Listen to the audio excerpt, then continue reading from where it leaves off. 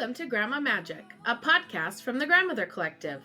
We're a nonprofit organization that supports and advocates for a world where grandmother's power is seen, cultivated, and activated for positive change. The Grandma Magic podcast is an opportunity to learn more about the unique positions that grandmothers, aunties, and other older women around the world can play in advancing positive social development by talking to and learning from grandmother changemakers. We hope this series inspires you, brings you joy, and helps you recognize the enduring magic and wisdom that comes from grandmothers everywhere. My name is Lindsay Farrell, and I'm your host. Today, we're joined by Dr. Deborah Roebuck, the Menopause Whisperer and founder of Going Through the Change. With over 40 years of experience as a public health nurse, Deborah empowers women globally to navigate premenopause, perimenopause, menopause, and postmenopause with confidence and grace. Through her transformative speaking style and dedication to wellness, she guides women to embrace menopause as a journey of self-discovery and self-care. She was also the inspiration for one of the newest members of the Grandmother Collective, Hey Auntie, founded by Nicole Kenny to close the racial health and wealth gap by building an intergenerational ecosystem of Black women who are flourishing in life together. Welcome, Deborah. Thank you for this opportunity. I'm looking forward to this. I love it when you said grandmother change maker. I love it. Yeah. Or auntie change maker or older woman change maker. That's what I love. So, one of the things I'm asking everyone this season of the podcast is to talk about, because we really believe that older women are vital for the continuity of culture and the change of culture. If you have some rituals or traditions that you think are important to share with the next generation. Oh, my goodness. First of all, I'm thinking about my auntie who raised me. And the thing that she did, and she didn't have to do it. My sister and I was brought up in a very difficult situation. My mother had mental health issues, and so did my father. But the ritual was that if there is somebody in the family that are having problems, difficulties, especially when it came to children, she took the responsibility of taking us in. And I think that's very much, I will say, in the African American community.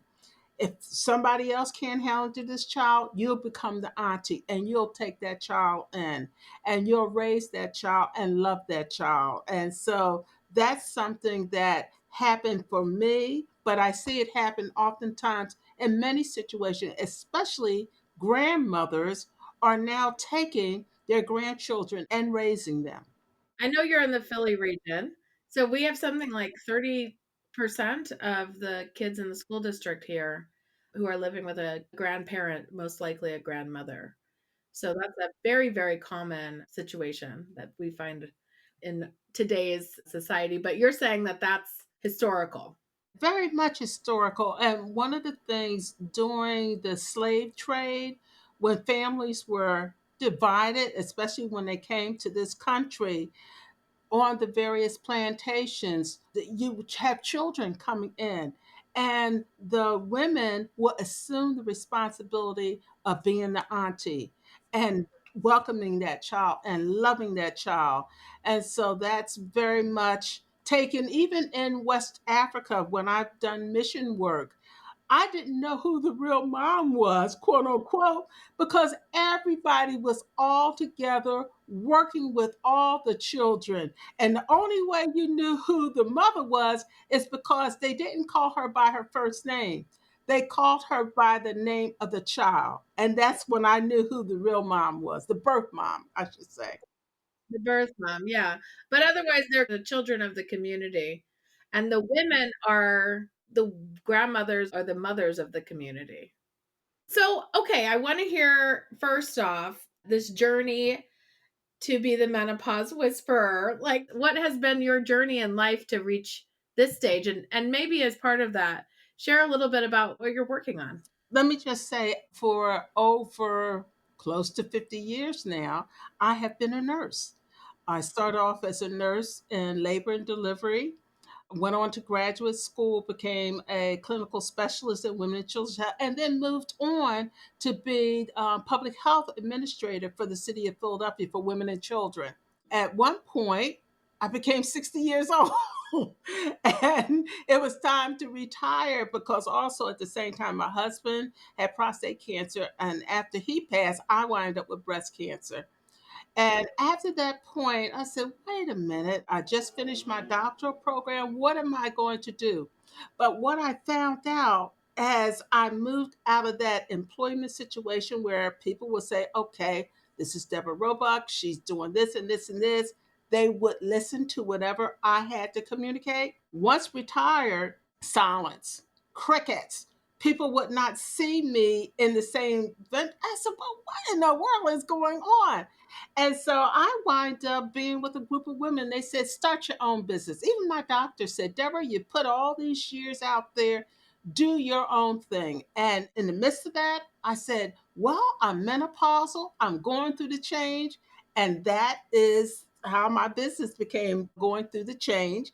And my sister said, you know what? You're a menopause whisperer. You talk to women, you answer the issues, and even though oftentimes women do not feel heard, I shout out, no, you are very important, essential to not only your family, the community, and I say the world. So right now, I'm preparing in another week or so, I'm going to Panama. Within my church, I help direct various mission trips. This year's five: Kenya, Liberia, whatever. And when I go outside of Philadelphia, because I do a lot of things in Philadelphia, and when I'm going to these other countries, I'm talking about menopause issues, intergenerational issues, how to bring women together. I've even had women sit on one side of the church and say, well, I'm a Gen Xer, and the other side of the church, well, I'm postmenopausal, and they don't listen to me. And I bring the women together that there won't be that intergenerational rift, but they realize they are both resources to each other to get through this time of life.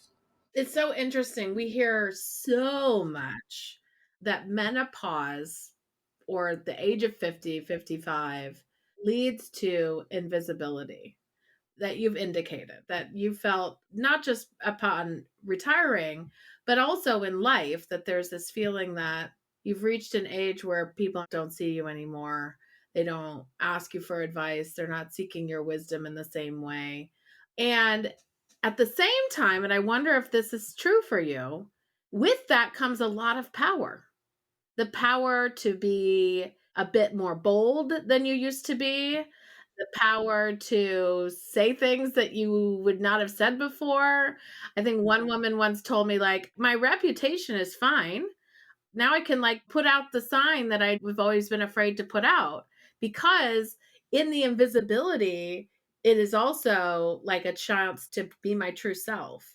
I agree with you, but also the fact that, say, for example, this weekend I did an interview and it all had to do with child protection and month. And I said, what do I have to say? But I came on our interview, and afterwards, the head of the Medical Society for Pennsylvania said, we thank you for your wisdom. And I said, bottom line, when we're talking about our children, I said, our young people need to understand that they don't have to do this alone. And I said to both of the doctors there, I said, sometimes we try to say to the younger people, you don't have anything to say. I said, we both need to be mentors to each other. We are dynamic resources because things are changing so much. We need to bounce off things to each other. And I said, just like I've always been taught, don't leave a job until you have a job. I said, make sure you can get back into that house. Don't say, I don't need you anymore because you both need each other. And I said, and before you say those types of things, once something come out of your mouth, you can't take it back in. And so the doctor said to me, thank you for that wisdom. And I felt validated. I said, at first I went on the show and didn't think I had anything to say, but I might have moved somebody's life because of life experiences. So we have so much to share. But also, we need to listen to the younger people because we don't know how to navigate the changes as easily as they have and will do. No, I think that's a really interesting framing of this is a fast moving world and it's hard for most of us to keep up. So we better go together. Absolutely. And don't you find that it's even prevalent during COVID? You know, a lot of people were in such a situation. And I say to people, the aunties and the grandmothers was the stabilizer during COVID. We're sandwiched in between. I even had something with, I was talking to this judge and, oh, had a fabulous conversation. She said, wait a minute, I got to say goodbye because I got to go home and take care of my kids. And I never would have thought. Here she was a judge, but they needed her resources, her wisdom to help them navigate it. But then again, on the other side, I have a friend who's 80 who's taking care of her 98-year-old mother.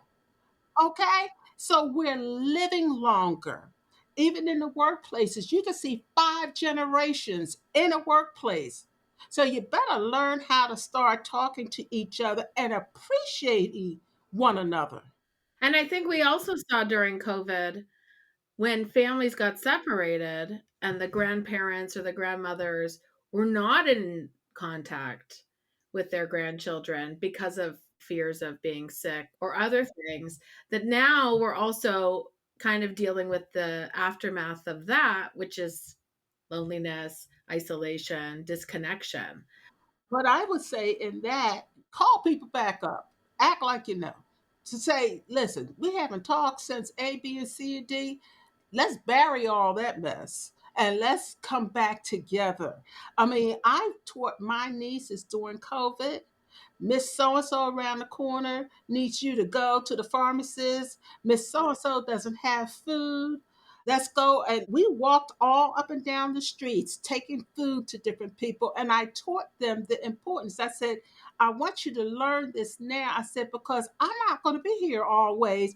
And a similar situation might happen. Now my nieces automatically, if something happened, what's going to happen to so and so? What are they doing on Christmas? Tell them to come over to the house. We need to develop new traditions of valuing one another. I love that you've taken on that responsibility to the people in your life, but also to make others recognize that they should be bringing it back or building something new. So, in the work that you're doing as the Menopause Whisperer or your company, what gap were you filling? Because here I am in my 40s, I'll tell you, starting to feel like my body's doing weird things, and everyone I know is also going through it and really lacking information. Is that the gap? What is the gap? Well, first and foremost, let's take last week. I was asked to speak at a church because they said to me, the husbands are going crazy. They are seeing that the person they married or their aunt or their mother is not the same person. They don't understand. So by the time I finished 2.5 hours of speaking, one of the gentlemen stood up and said, I publicly would like to apologize to my wife. I did not understand. And now I will help her through this journey. See, lack of knowledge, you don't know how to respond. And so I do a lot of education, but also I help do what you would call encouragement. Because then again, I'm working with women who are 60 and 70 and still having signs and symptoms of going through, not realizing the true definition of menopause is you have no period. But people are not saying there's up to 38 to 40 signs and symptoms that either will lessen or they will increase. For example, 80-year-old woman said, I am getting these nice sweats and they're getting worse. I'm noticing my hair is falling out. Now I'm having urgency running to the bathroom and can't hold my urine. What is going on? I said, less estrogen means it impacts every aspect of your body.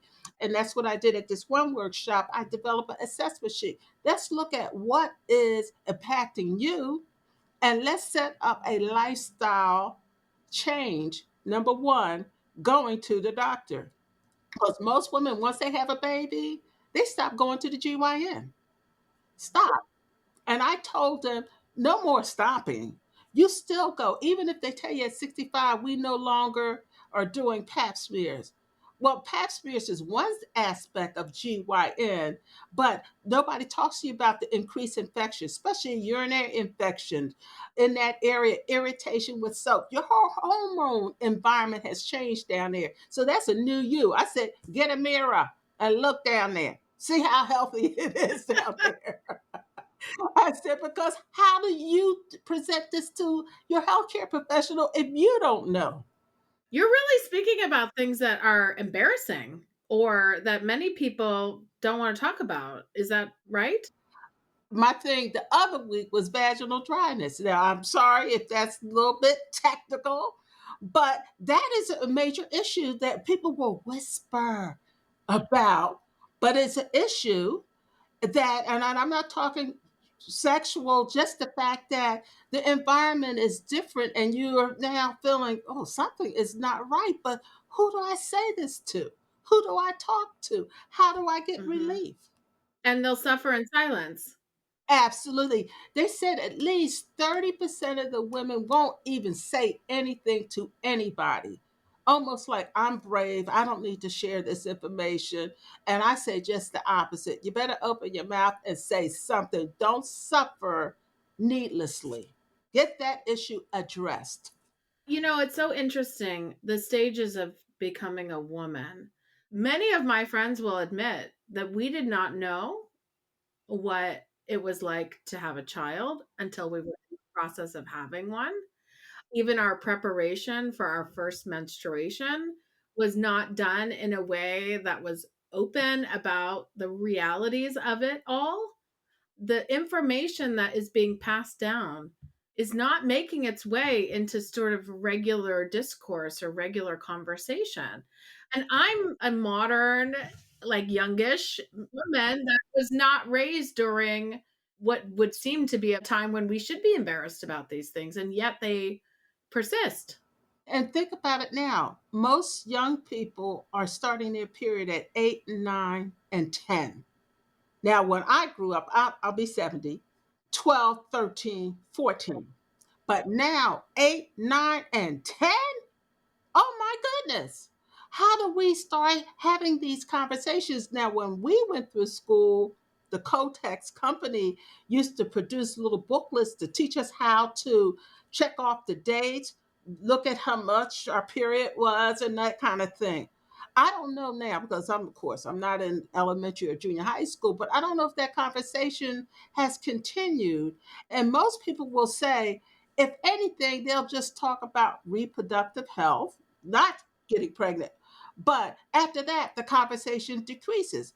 And I say we have to expand the conversation. We have to talk about this. Even if you sit down and have a conversation with your mother, your aunt, your grandmother, I say have a come together gathering. And because a lot of times, what I'm hearing more from women, once I talk to these older people, there seems to be some kind of a routine. Well, girl, I had this and this and this happen, or oh, this is what I did. Because some of these things you're not going to read them in a book, and you're not going to have. Oh, I can just go on Google. You might Google, but the information you're getting is not great. It might be clinically correct, but there's more nuances in the midst of that. I told one group, I says, when you get to a certain age, especially, I'm going back to this irritation and that vaginal dryness. I said, my doctor says, make sure you get a blow dryer in your bathroom because you need to blow dry and make sure everything is dry so you won't have increased infections and irritation. No, you're not going to find that on Google. Okay. The little anecdotal tips and tricks, no, that's information to be passed down through oral history, really. Yeah, absolutely. And what I do when I have people on my email list, I have tricks and tips. I give people information of basically things that are lifestyle. I'm not trying to be anybody's physician. I'm just giving educational information that might be from the community, because people try to always make it like, oh, you got to take a pill for this. Some things is basic decisions and choices you make. For example, one woman told me the other day, Deborah, I'm having these hot flashes, but I know I'm not supposed to be drinking this tea that has all this caffeine. Soon as I decreased the caffeine, the hot flashes went away. Or I had one woman say to me, okay, I know we're going to talk about this today, but I'm going to have my cigarette. And I know me smoking is with the nicotine. Okay, she made that choice. Give information so people can make informed choices. So they can connect the dots of all the things that are happening to. It's interesting. At my last gynecologist appointment, my gynecologist and I have a really good relationship because I'm also free to talk about things. And she shared that she's got all these women in their 30s who are coming in saying that they're premenopausal because we have so divorced ourselves of understanding our bodily changes that they just want a pill to deal with the fact that they're 30 something and their body's like gaining weight in different spots and they're having hormonal changes. And in fact, I think she even said this, you're many different women over the course of your lifetime. Like our biome or the way that our biology is such that you can't get back. There's no return. You become a new person. I love it the way you said that, because I tell people you got to learn the new you. Okay, I'm 69, right? Girl, if I was who I was at 60, I'd be all that in a bag of chips, because I could move and flow. And now I got to take steps to get out of bed. Okay. And so now I got to figure, okay, now how am I going to get up this morning and do it in a way that is comfortable? So I had to develop a new routine. I stretch now because I realized with the decreased estrogen and what have you, I have to stretch. I have to look at being more flexible. And one person told me every 10 years, just look forward to it's going to be something different. And so you develop your strategic plan. Why do we have to wait for everything to hit us upside the head and then we got to complain and figure out how am I going to deal with this? If we work with women going through that transitional piece, even PMS, I tell people PMS is a preliminary of menopause. Okay, the things women tell me they experience during PMS, God, menopause is almost like PMS on steroids.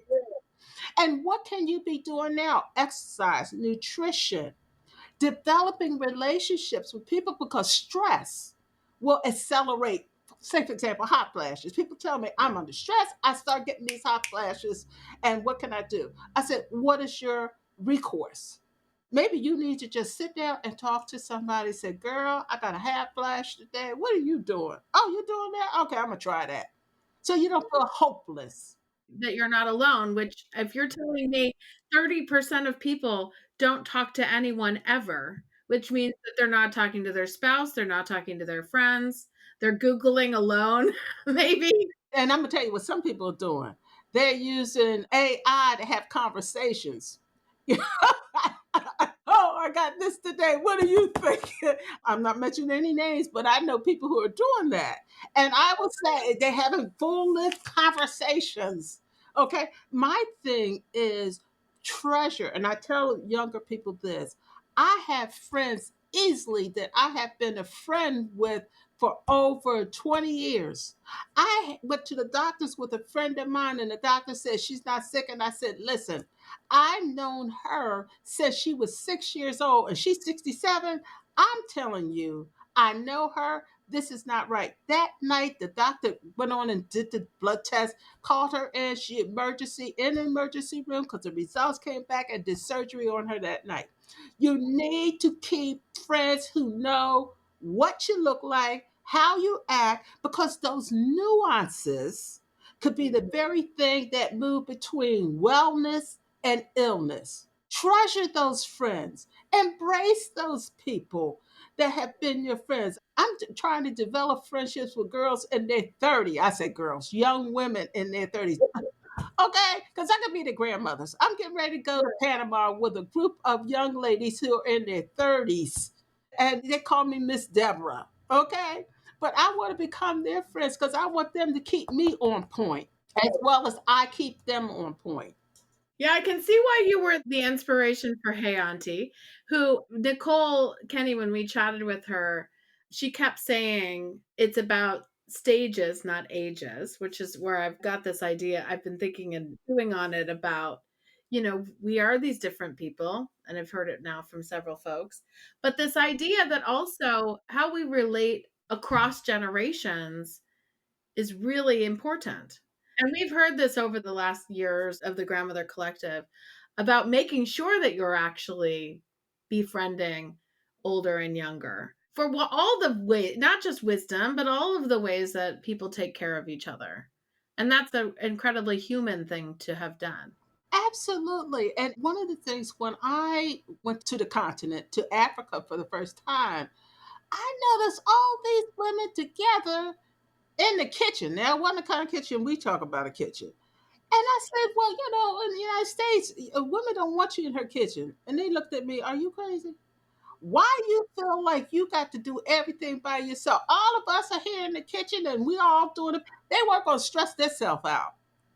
By us acting in isolation or it's just about me, you're putting burdens on yourself that really don't need to be there. And even as far as family, I'm fortunate. I have four nieces that live within blocks of me. Okay. I get the key to all of them. Y'all see I'm not doing right. Y'all come in here and take care of me. Because that decreases my strength. If something happened to me, I know somebody's calling me in the course of the day and say, Auntie, are you doing all right? And during COVID, they called me, which they said I hoard toilet paper and everything, with their plastic bags. Come shopping. They didn't pay me. Come shopping in my house. Because they said, Auntie, I know. What last week? Do you got a blender? I got to make a smoothie. I said, yes, come to the door. Just give it to them. Because we needed each other. We needed to share with each other. And we all have our own little thing. They may not have paid you, but they've paid you in other Yes, ways. Right. Yeah. absolutely. But people in our society, it's about money. And it doesn't need to be about money.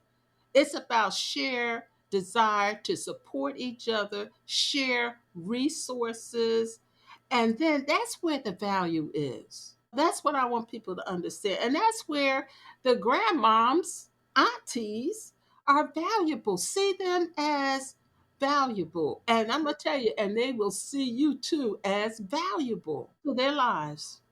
It doesn't take much to ignite an older woman to start something, to start participating in the community. It's just seeing her and asking her for her participation. I've noticed that it doesn't take much. There's a sense of responsibility to the community, which I'm hearing from you, a sense that this is a world you want to leave better than you found it. So, what are some of the aspirations you have? What do you hope that people are going to remember you for? Well, one of the things I'm doing, the reason why I started going through the change as far as a for profit is because I want to leave a foundation for African American missionary women who are all over the world starting schools. I know a lot of women, they're PhDs, but when they come back from wherever they are, they don't have health coverage. They don't have housing because they gave up everything to be able to develop and create. And I want a foundation that I can set up that when they come home, they do not have to worry about, oh, I have no place to live. I don't have any health coverage. And that's one of the things I want to leave behind. And the other thing I wanted to leave behind, just as my aunt who raised me, if I could have modeled how you do not have to feel like you have to live millions of dollars. My aunt only had a fifth grade education. My uncle who helped raise me didn't know how to read and write. But every day there's something in life that I could look back at them and say, okay, this is the answer to my problem. So to me, they left me millions and billions of dollars of life knowledge, gems that I cannot read about. because they walked that before me. And I want to walk that out before people that I know and I see. And it sounds like your work helps you do that a bit at scale and not just for the 4 nieces that are within walking distance of your house. Yes, yes, Yeah. absolutely. I want to hear from you beyond the menopause work. What are some other sort of life gems that you would share to a next generation? Well, I don't know if this is politically correct, but my uncle always told me put God in front. Yeah. Have a worldview or a faith or a spiritual connection. Yes, because I'm gonna tell you, doctor called me on the phone, and my niece Nicole was in the car. My sister was in the car because we were from the bar, and he said, "Hello, is this Deborah Roebuck?" Yes. Well, I just want you to know the result of your biopsy came back because I went and got my regular mammogram. Well, you have invasive cancer, and I'm like, I didn't expect this, and I underwent 7 hours of surgery. And I told the doctor, I said, I want you to know before you put me under, I got people praying for me all over the world and praying for you. And that gave me peace. And I knew that I was going to come out all right, and that even though it might have been a knock in my life or a roadblock at that time, I've used that negative thing in life, turned it around, and used it for other people. Because sometimes people think it's about me. Yeah, something could happen to you, but it's also about you giving them a message. Do you know how many women call me up about breast cancer? I get so many phone calls, and they're like, "Oh no, I'm not going to see the doctor." And I say, "You better." And I go with them, and I hate to say it, but several times, if I had not pushed them, I realized that they would not have been diagnosed and treated early enough. So putting God first enables you to have peace and trust, and also to be able to use that in your work. Absolutely. Gives me strength. Yeah, it gives you strength. When I feel empty, it gives me strength. Well, that's wonderful. Oh my goodness, I'm so glad that we were able to connect today. Thank you. And also so glad you're out there breaking the silence on this really important issue that we need to be continuing to talk about. You're an auntie changemaker in our network and a powerful one. Thank you, and I appreciate the opportunity and gave me a chance to share some things maybe I would not have said normally. But thank you so much.